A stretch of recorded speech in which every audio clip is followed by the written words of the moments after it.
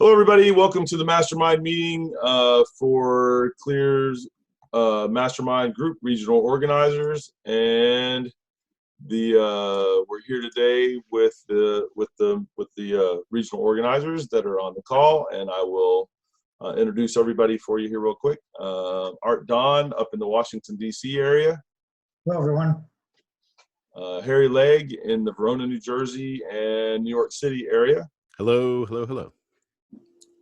Matt Holker here in Maryville, Tennessee, outside of Knoxville. Hey, everybody. Daniel Stringer in Paisley, suburb or outlying area from Orlando, Florida. Hello. Did I say all that right? Yeah, good enough. Okay. Was there something else I should be saying? It's Paisley, DeLand. Yeah, we're near Orlando. It's all good. Okay, and then Greg Nommeyer in Ann Arbor and Ypsilanti, Michigan, and Chris Walsh in Maine. In what part of Maine? The Hollowell, Augusta area. And Jim Kelly in Boca Raton, Florida. Nice, easy one there. Yep. Ah, yes. Yeah, cool. Okay. So today we want to get into, before we start, a word from our sponsor, right? And that'll be the clearmartialarts.com. If you haven't been there, please go and take a look. It does have a number of different video products and services available, including our beginning, our first level Tai Chi curriculum, the whole curriculum, and the intermediate curriculum is on there, almost all complete. Since we began the new film processing here several years ago. All right. So today's topic is the origins of Tai Chi. And most Tai Chi folks claim that Chen Saint Fang, whose name I don't pronounce correctly, from Wudang Mountain, that he saw a snake and a crane fighting, and I've also heard like a fox and a snake, or a fox and a crane, and that kind of a thing. But the snake and the crane was the one I was originally told, and that that he went home from that and was so impressed and enthralled by what he saw that he went, "Hey, that's really a smart fighting method," and then created the Tai Chi out of that, in terms of the movements and that kind of thing. Now, I was originally told, before I heard that story, by my original Kung Fu and Tai Chi teachers, that the old Kung Fu masters devised Tai Chi as a way to defend themselves from younger Shaolin guys that they were teaching, that they've been teaching since they were little kids, 3, 4, 5. They were now 20, fully grown, fully as young as you can get, strong, fast, skilled Shaolin guys, and that these masters were now in their 50s plus, 60s and up even, and that in order to defend themselves when they were sparring with these guys, that they had to use their advanced knowledge of Kung Fu and their advanced knowledge of the Chinese medicine and the Damak and all of that in order to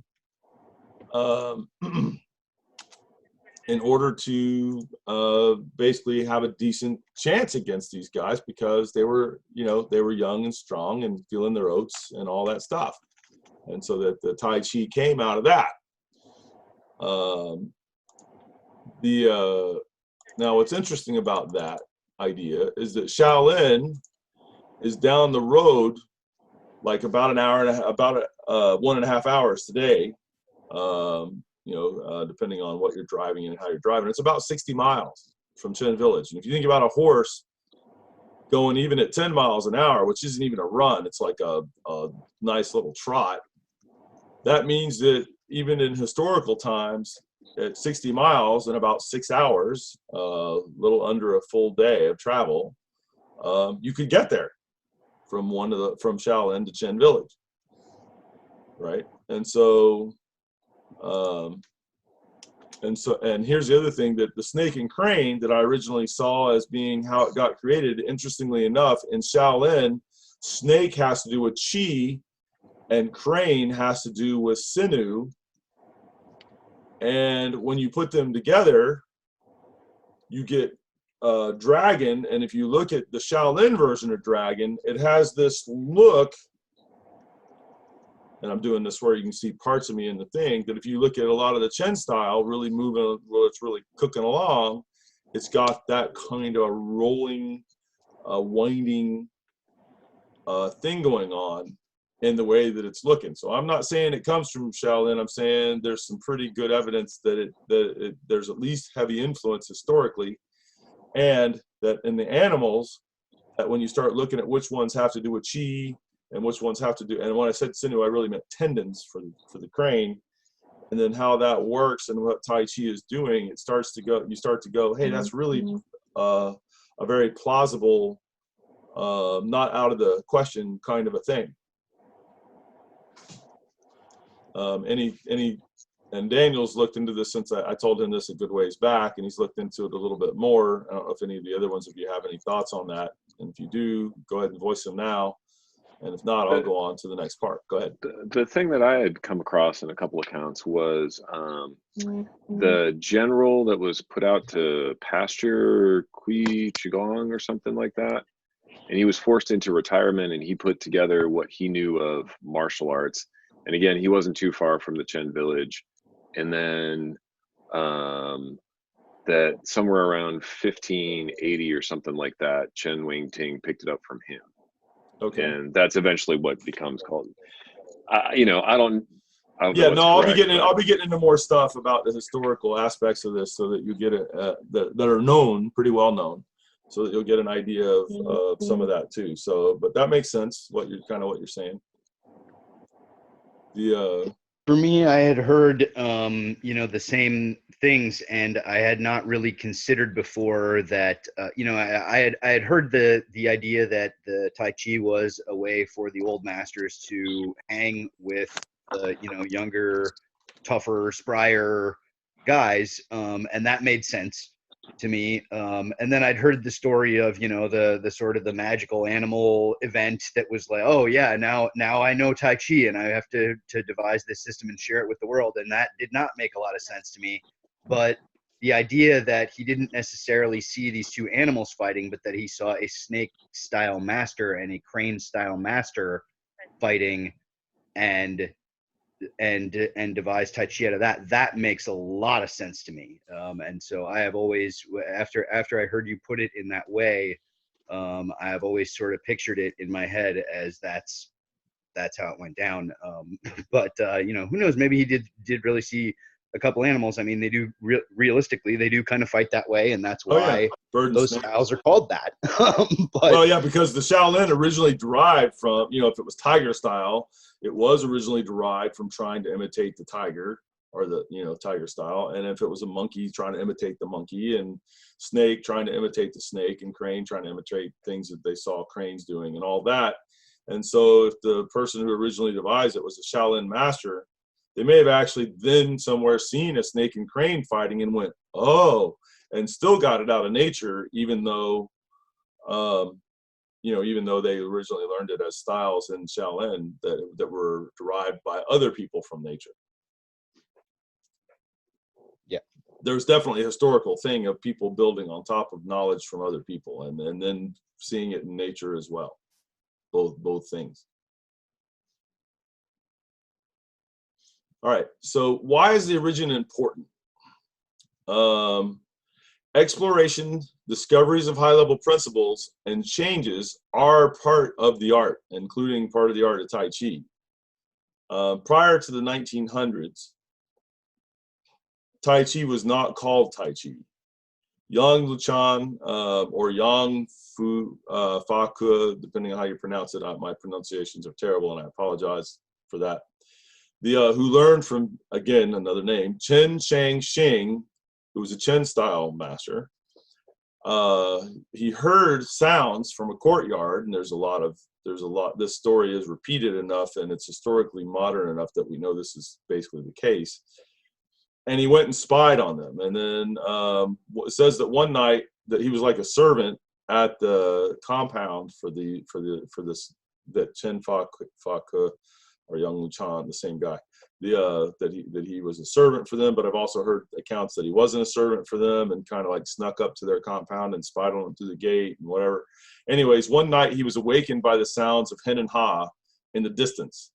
He got up and traced the sound to an old building, peeking through the broken wall or through the fence. A lot of times, I'm told, he saw his master, master, because he was a servant to the guy or somehow did work for him, teaching the techniques of grasp, control, and emitting Jin in coordination with the sounds hen and ha.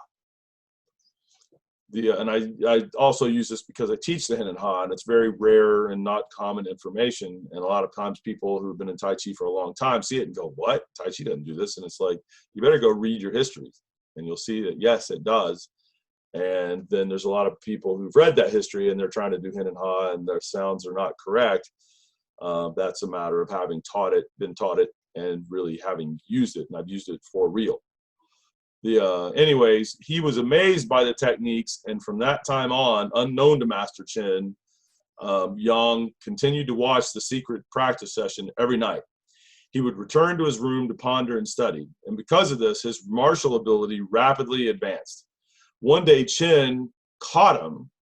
This is the story of this, of course, and ordered him to spar with the other disciples. And to Chin's surprise, none of the other students could defeat him. Chin realized that Yang had great potential, and after that, he had him come in and he taught him the secrets sincerely. Due to his fighting ability, Yang Luchan became known, again, sorry for the pronunciation, became known as Yang the Invincible, although I saw a translation here recently that also said Yang the Unsurpassed. But there was these nicknames now because he had this great fighting ability with that. And it was a soft and very neutralizing fighting ability that was hard for anybody to do anything to them. And of course, the first time they got an exposure and opening, I'm talking about the opponent, then he was right there and on them because he was so soft and next to them. And so because of this, it was really an odd thing to see, and very unusual, and also very caught people's attention. It was said that he never lost a match and he never seriously injured any of his opponents, and so he got great respect for those because he did both of those two things. Yeah, yep. So a word from our sponsor. Again, we have the $47 a month online program that's got the basics, and then we get into the intermediate. And if you get through the intermediate, there are a lot of applications and things being shown in there, and other training methods that will lend itself to you being able to use Tai Chi in a fighting way, as well as a great amount of both internal push hands and health and healing stuff. And it's our online site. That's at clearmartialarts.com. That's clearmartialarts.com. Okay, thank you. All right. Old names for the arts that collectively joined together and became known as Tai Chi. Old names for Tai Chi and some stuff about why these names were used. One of the names was Yin Yang Boxing, and basically meaning also yin and yang at the same time in motion. And and obviously it would be like yin yang chuan, basically probably how it would be pronounced. Although when they do yin and yang together, there may be another way that they're saying that. So grand terminus boxing, that's a translation. That's the three powers: heaven, earth, and human beings, and that's heaven and earth mixing in the middle of us. And that's in the intermediate level, we get into that in depth, and how to do that, and how to use that and apply that, and all those kind of things. And so that is definitely a mainstay for Tai Chi at any kind of a real level of skill, is that the three powers are happening like that. And so that's still in the art. So is the yin and yang at the same time, by the way. All right. So those were two names for the art. Another one is Mian Chuan cotton boxing. And it's the indications there were that it was very light, very uplifting, very soft, and very powerful, and yet pung expanding out at the same time. So very soft, but very expansive, and that if you try to do anything to it, you can't really do anything to it, but yet it's powerful on the return side. think about something that's resting on top of the bed of the expansion there, even though it's really soft. And so Mian Chuan, cotton boxing. Another one is water boxing. Soft, instantly adaptable, flowing, yet full and heavy. And by the way, although if I have one here that I hit that we're not doing that, I don't have access to some of the serious stuff going on with these older versions of the arts, I'll tell you, but all the ones I've named so far, we've got full bodies, full aspects of those trainings in our method, because I've been taught it by my teachers, and so it's just part of our Tai Chi. Hua Chuan, and Hua being neutralizing or transforming fist. Think about that softness that then absorbs you and then becomes hard and crushes in, and like that. Soft boxing is another name. I hope this one is obvious. Touch boxing, due to the goal of control, and these were all styles prior in the 1800s, and some of them are still styles today. Most of them have been absorbed by Tai Chi as a whole, and were absorbed back in the 1800s mostly. All right, touch boxing, due to the goal of controlling or damaging via touch. And I'm not pronouncing this right, so Yang Luchan, like touch boxing, and I'm probably pronouncing it very badly. The shadow boxing, and it describes the proper empty, like boxing or fighting with a shadow. You know, you can't touch it, but it's all over you, kind of a thing. And the other one is Shi San Shi, the 13 postures or tactics.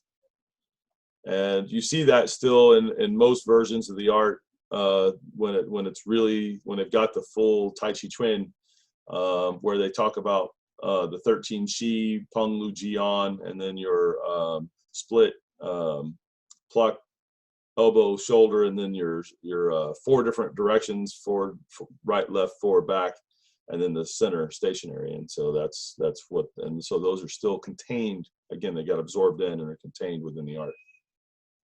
Are there any questions or thoughts about any of that? I know that was a bit to say.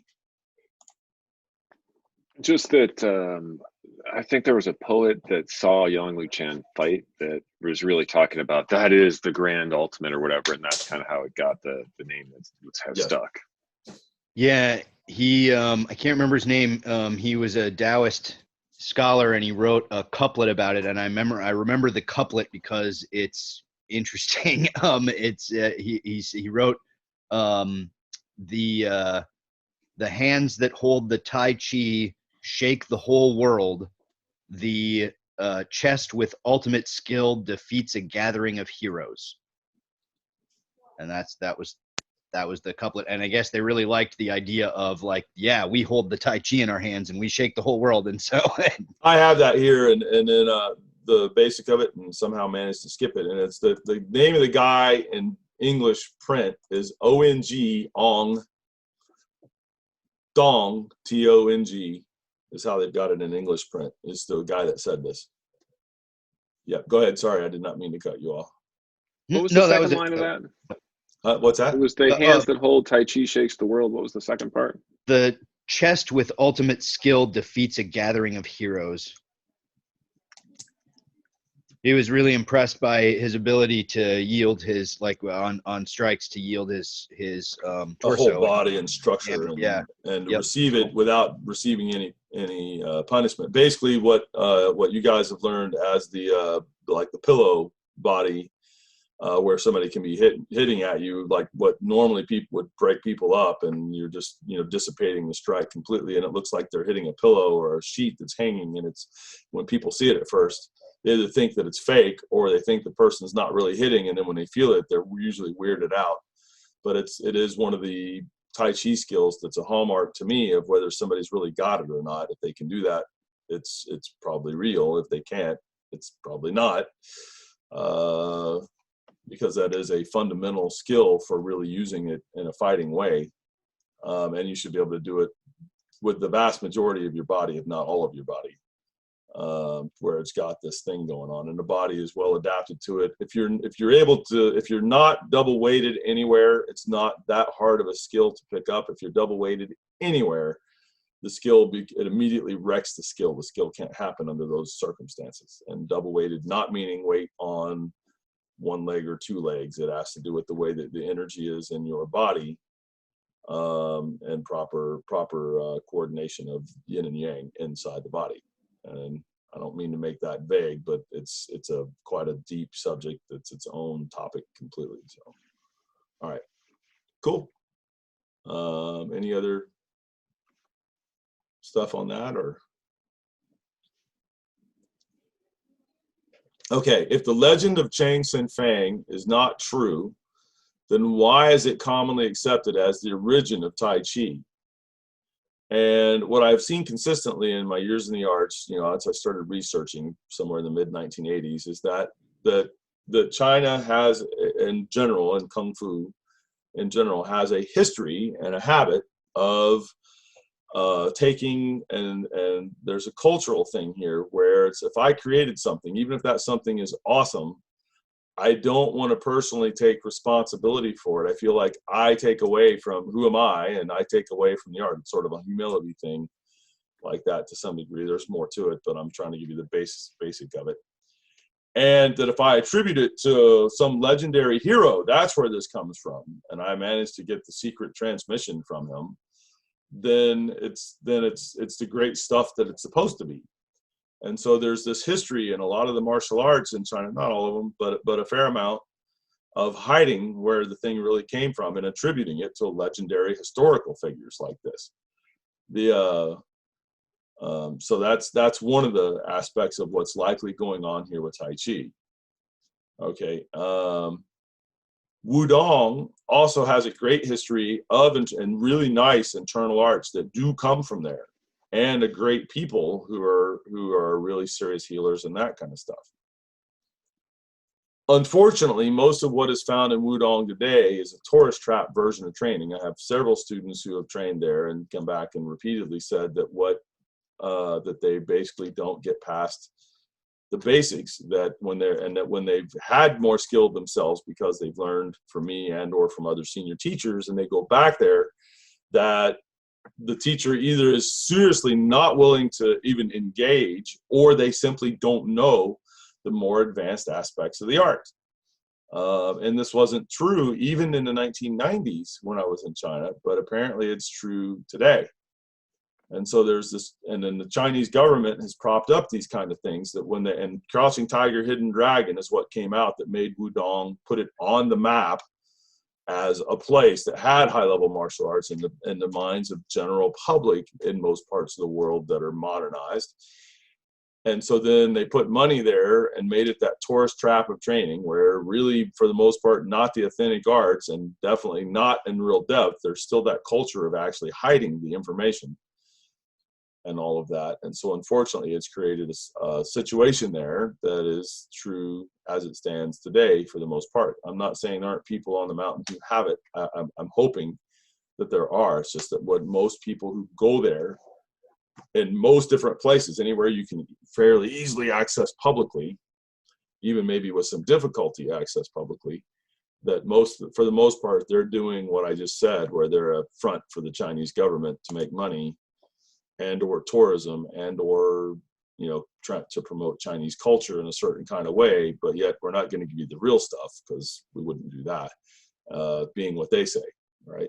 For us, we want to give you the real stuff, so a different ballgame, but all right. And now, a word from our sponsor. What is internal power?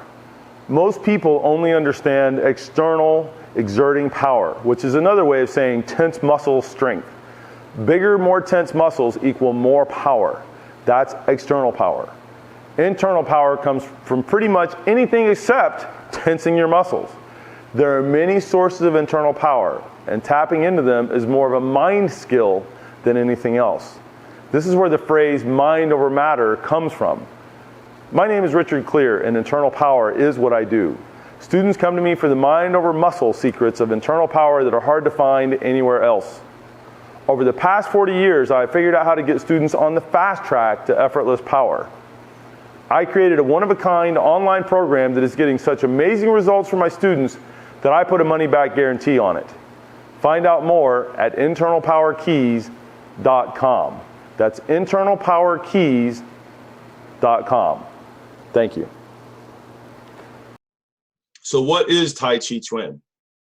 And I put some notes here for myself, for you guys, and then I'm going to open it up because I know that people have different experiences and different things to do with that. And so for me, it's an internal martial art, an internal and soft and hard mixed, depending on the style, and Chen very much hard and soft.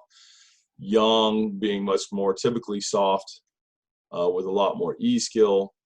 Wu being a little bit more, it's typically very soft, but because of the small frame stuff, has some places that you would think of as not quite as soft as you might see like a Yang stylist, that kind of thing. Anyways, originally known for soft but effective fighting skill, and still is that when you have the actual art. It's based on the Taoist principle of Tai Chi, yin and yang together. It's very healthy for you, using excellent physical principles of posture, breath, relaxation, movement, both big and very small, refined internal movement. It is a system of high-level human potential development, from Wu Qi, equals stillness from which all things are possible, physical human potential development, Qi energy system development and activation, including the 3 dantians and the important acupoints on the body that have to do with exchange of energy from inside and out, both the yin and yang of that. It's a system for developing high-level human potential with E, mind intent, and mental development. Same thing, a system of high-level human potential development with Jing, using your mind to direct and focus the Qi into different expressions, shapes, and forms. And there's 36 primary Jing and then a whole bunch of other Jings and methods. And then Zhen, your emotional mind, and your middle dantian is where the emotional mind stuff is happening at in the body in terms of how you work with it and that kind of a thing. And then that one is pronounced very similar to Shen for an American who doesn't speak Chinese very well. But it's spelled typically, if you see it Xin, that's the emotional mind, and that kind of a thing, an emotional mind intent.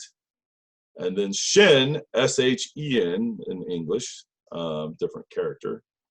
And that has to do with spirit, including spiritual energy development. And then returning to Wu Ji, all possibilities.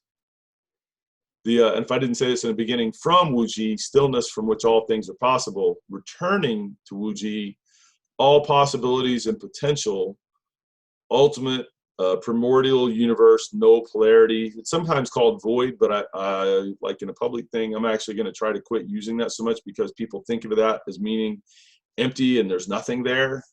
And it's not nothing in that way. It's more like the nothing of a creative space where you can make anything in it and all the possibilities are present right then and there.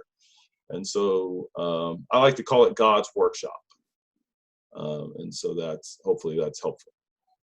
All right, so any comments or questions on that? And then the other thing is, I'm putting this out to you guys. What is Tai Chi to you? And obviously you've got things you have experienced that's going to form that answer, and then other things that you have thought about that some of it's going to be similar or in the same neighborhood of what you actually experienced, and some of it's going to be where you have considered or thought or reflected on, hey, the art goes here and does this or does that. And so I want to give you all some time to weigh in on that, if you would. And Greg, I guess you're first up on the page there. So for me, it's kind of an amazing way of harmony. And at every step, I love the biofeedback / energetic / spiritual feedback system it provides. If I'm physically aligned, if I'm energetically aligned, if I've got my mind in the right spot, all those kinds of things, I feel like the ultimate power of Tai Chi, if we go back to the, shaking the hands that have to look at what I typed up from what Matt said, it all comes from your own integrity. It comes from being really, really, really in supreme harmony with yourself and the situation. And so for me, there's like an infinite depth of that, and that's the compelling thing to me, that it's constantly a way of bringing me into more integrity and testing it deeper and deeper and deeper levels. It's what that path of the things that I described there, which went from Wu Ji and the physical and the energy system all the way through to the returning to Wu Ji. I think that is a process for exactly what you're talking about. And it's just a method of a philosophy, if you will, for and physical training and mental training, and to some degree spiritual training as well, that's designed to help you to get to that process in a certain way to experience reality, if you will, doing that. By the way, I want to do another quick promote a word from our sponsor. For more about how that works, go and see the taichiroadmap.com. Matt, is that the correct address? And you would type in taichiroadmap.com and it should bring that up. Yes, that is the correct address. And yes, type in Tai Chi, TAICHI, roadmap.com. And that'll get you that'll take you to a site where we've got, and is it free or it's a free course, correct? It's a free course. And it explains in detail the fighting part of the art, the skill development path in Tai Chi that we've been talking about, and goes into a good bit of depth on it. And then so that you can understand how the art is arranged and how it does things, how it goes about things, and what that, and how one level then goes to the next level and why it's like that. And the personal development path that we've been talking about of Tai Chi, with examples of things at each of the levels, so that you can get at some understanding of the kind of practices that are in each level. Commonly, most people have only experienced things in the first couple levels, and they may have seen things that are in the other levels, but not most of the time have not personally experienced them, unless you've been in Tai Chi for a long time, working with some really good teachers who are really teaching you. And so taichiroadmap.com. All right, our next person on the list here is Chris Walsh. So, Sifu, the Tai Chi for me, I don't know, I guess I have to talk a little bit about where I was before Tai Chi and what happened when I was exposed to real Tai Chi. So Tai Chi for me really was an opening or a way that I didn't know exist. I really thought Tai Chi was just the stories that people told and what you see on TV, and I thought it was really cool stuff. Going back in time in my mid-20s, I had put myself on a path of self-development, and I've always been trying to improve myself. And I did use other martial arts and other, learning methods, and I tried to learn everything I can. When I came into real Tai Chi, it just changed everything for me, because it created this new reality or dimension. So the things that I thought were stories really aren't stories. It's real. Chi is a thing, and I can feel it and I can interact with it. And now I have a whole new life ahead of me. It feels like, or at least another dimension to the life that I'm living, a richer, fuller life. So cool. the Chi experience and the people that I'm involved with now, I don't know if that's really what Tai Chi is, but that's what it is for me right now. And I'm just trying to move forward as far as I can with it. Excellent. Yep. Matt Holker. Yeah. I mean, Tai Chi hits for me is, I think I feel like I'm kind of echoing what I've heard already, but, it hits for me on just so many different levels of, personal interest and development and self-interest, when it comes to the health side of things, a lot of times. And it's just endless, and it's so wonderful. I was first exposed to Tai Chi as a martial art, and I thought, I was a young karate kid in 5th grade, and I thought it was odd, but I could at least see in the movements that it was a martial art.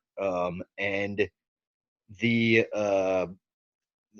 you know, it caught my attention, it caught my interest, and I talked to people about it. And as I got older, I came to realize that really Tai Chi is what I've been looking for as a martial art. It is at its core, it is about being that smaller, weaker, you know, maybe older, but somehow disadvantaged kind of person. Like, you're on the short end of the stick in this fight, and you still have to win because you have smarter strategy and movement, and you know, at the end of the day, better training. And that is what I always sort of thought of as what, like, the real sort of pure martial art should be. It shouldn't be just about making yourself, you know, rough and tough and being able to take a punch. It should be about that smarter sort of stuff going on. And so when I finally found, you know, Sifu Clear, it was like life altering in that way, where to me, I had a lot of I had a lot of sort of expectations of Tai Chi, and I hadn't really found anyone who could deliver on those expectations. And so then when I found Sifu Clear and found someone who was, you know, not only could deliver on those kinds of expectations, but was doing it for his students already repeatedly, that's when it became a real game changer for me, when I had to say, okay, now I found it, what I've been looking for all these years. Now, what am I going to do about that? And so, you know, I obviously have decided now to you know, make it my life and to pursue it at that level. And you know, best decision I ever made as far as I'm concerned. You know, I've only scratched the surface, and so, you know, some of the things that I've discovered and the things that I'm able to do now for myself and for others are so far beyond what I would have thought I would have achieved in this lifetime. You know, and I've only been at it a few years, and so I'm just really excited to see how far down the rabbit hole I can get. And you know, God willing, and the creek don't rise, we'll have many years ahead of us to do that. But it's great. You know, it's been great so far, and because it doesn't seem to have an end, that I will discover in my lifetime, you know, that is that much more exciting to me. I have had a number of things that I've pursued, that I pursue to a point of at least competence, if not mastery, and then there's just not really a lot more there. And this, you know, for Tai Chi, I have seen enough now to realize there will always be more there, and at every step of the training, pretty much, it's gold. Even, you know, even in the early days. So yeah, so that for me, I guess that serves as my answer. And just thank you, Sifu Clear, for making all this possible for us. Thank you, Matt. Yeah, Daniel.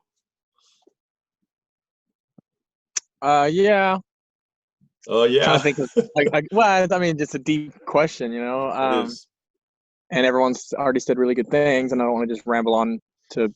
Well, I mean, you had some Tai Chi prior to coming to me, and about 10 years of some serious training, Shaolin type based training, amongst other things, and and so you've seen some of what I'm teaching and some of how Tai Chi works through a different lens than a lot of people would. Right. Well, I mean, at first I would say, you know, Tai Chi is grand ultimate, and I would say it's the grand ultimate not just because it's the best, but because of this vast, infinite study that everyone already has kind of alluded to, that there's just so much to it.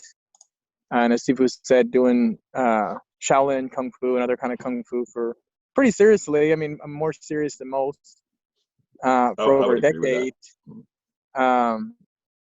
Even in that, and even though there was, you know, vast amounts of forms and styles, there really comes a point where the only thing you can do in arts is just continue to refine or maintain the things that you have. You know, you can only move so many ways, you can only strike so many ways, you can only be so flexible and so fast and so strong. And but with Tai Chi, it really is infinitely incredibly studied. I mean, you can just, the layers to this thing is just profound, and it's hard to explain that on one of these kind of things without being able to put hands on someone for a long period of time. And I've got students with me for 3.5 years, and every class their mind is still getting blown. And every time I come and see Sifu or hang out with any of these Tai Chi brothers that I have here, or sisters, my mind is continually blown. And even like what Matt said, what I was going to interject, and every time I get with one of my teachers that are in their 80s plus, it's the same thing. They blow my mind just almost every single time. And even what Matt said that what he's able to do for other people. I mean, he has done Falgong on me. I had an issue with my wrist, and some of the things that he and other people are able to do for others is quite incredible. And then for the martial side of things, I guess I would just again echo what everyone else is saying, that especially what Matt was talking about, that in martial arts, when you really have internal power, when you really start learning about what Tai Chi and the gift it is and what it has to offer, things like size and gender and age and strength aren't quite such significant factors. If I was boxing, you're not going to put me in there with a 250-pound Mike Tyson. It's not fair. Even if I was a great boxer, the guy's still going to eat my lunch. But now you start talking about Tai Chi, size and weight and gender makes a difference, but it doesn't make that much difference. Not if you really have internal power and internal skill. So, I'm not trying to ramble too long, but there's just so much. Tai Chi it's the grand ultimate, and it's called that for a reason. And obviously these guys have all put into that. So cool. Art? I find Tai Chi as sort of a meditative spiritual practice to be extremely harmonizing with the physical and mental state, and as I practice more, the body just becomes more connected and coordinated and attached with the mind, where the mind directs the body, but the body can also know what to do, just sort of going along with the form or an appropriate move in response to an attack, as it is used in a self-defense mode, where it's, I'd say, non-confrontational, and it evades an attack and goes around.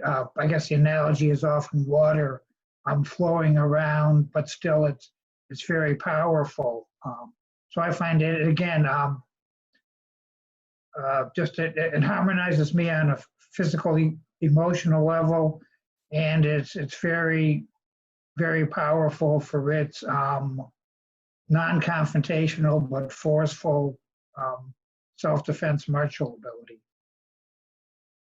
Cool. Yeah, one of the stories there that seems like it, from what I can get, it really happened, is either Yang Luchan, Yang Fuka, or, again, I pronounced the name terribly, sorry, or one of his kids were sitting beside a lake, like fishing, and two guys decided they were going to jump it. They were famous, and so they were going to jump him and get him. And he basically, just using the Tai Chi to move correctly, swayed out of the way, and they both ended up in the lake. And he really didn't do anything to them, as much as he just kind of got out of the way at the right time and in the right way while they were trying to jump him. They ended up swimming for it. And so, yeah, exactly. Cool. Harry? I see Tai Chi as the complete package, basically.